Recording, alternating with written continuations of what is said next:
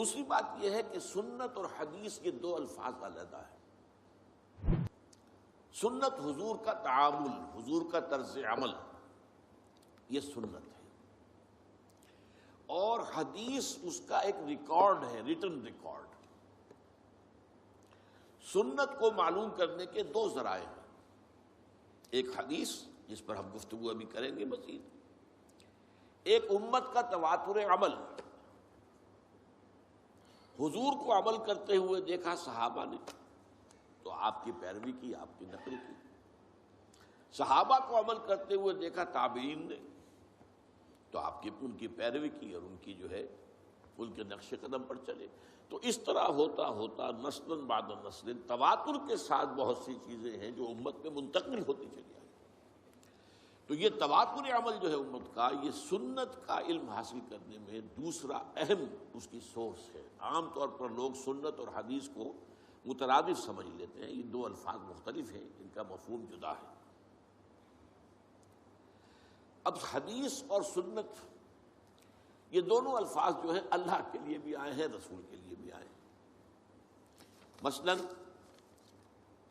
سنت اللہ التی قد خلت من قبل ولن تجد لسنت اللہ تبدیلا ولن تجد لسنت اللہ تحویلا، یہ اللہ کا قانون رہا ہے، طرز عمل رہا ہے، اللہ کا تعامل رہا ہے ان لوگوں کے بارے میں جو پہلے ہو گزرے ہیں، اور تم نہیں دیکھو گے کہ اللہ کے سنت میں، اللہ کے قانون میں، اللہ کے طرز عمل میں، اللہ کے تعامل میں کوئی فرق واقع ہو، نہ تبدیلی نہ تحویل۔ اسی طرح فرمایا سنت من قد ارسلنا قبلک من رسلنا ولن تجد لسنتنا تحویلا، یہ اللہ کی سنت، اللہ کا قانون، اللہ کا طریق عمل، اللہ کا طرز عمل ہے ان سب کے بارے میں جو نبیوں اور رسولوں میں آپ سے قبل گزر چکے ہیں، اور آپ اللہ کی سنت میں کہیں کوئی تبدیلی نہیں پائیں گے۔ تو یہ اللہ کی سنت ہے، تو رسول کی سنت اور اللہ کی سنت۔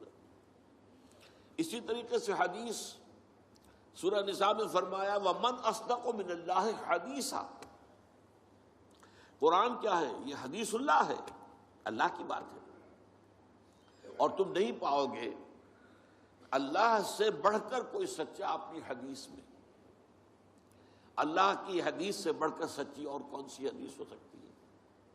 اسی طرح فرمایا گیا فَبِأَيِّ حَدِيثٍ بَعْدَهُ يُؤْمِنُونَ، اس حدیث کے بعد یعنی حدیث اللہ قرآن مجید کے بعد اگر یہ اس پر ایمان نہیں لا رہے تو پھر اور کس پر ایمان لائیں گے؟ کیا قرآن سے آگے بھی کوئی بات آنے والی ہے؟ یہ تو ویسے بھی آخری کتاب ہے، اور واقعہ یہ ہے کہ حرف آخر ہے۔ اسی طرح حدیث کے لیے، حضور کے لیے لفظ آیا ہے وَإِذْ أَسَرَّ النَّبِيُّ إِلَىٰ بَعْضِ أَزْوَاجِهِ حَدِيثًا، ایک واقعے کا ذکر کرتے ہوئے جب نبی صلی اللہ علیہ وسلم نے اپنی ازواج میں سے بعض کے پاس اپنی ایک حدیث، اپنی ایک بات بطور راز رکھی، تو سنت کا لفظ بھی سنت اللہ، سنت رسول، حدیث اللہ، حدیث الرسول صلی اللہ علیہ وسلم۔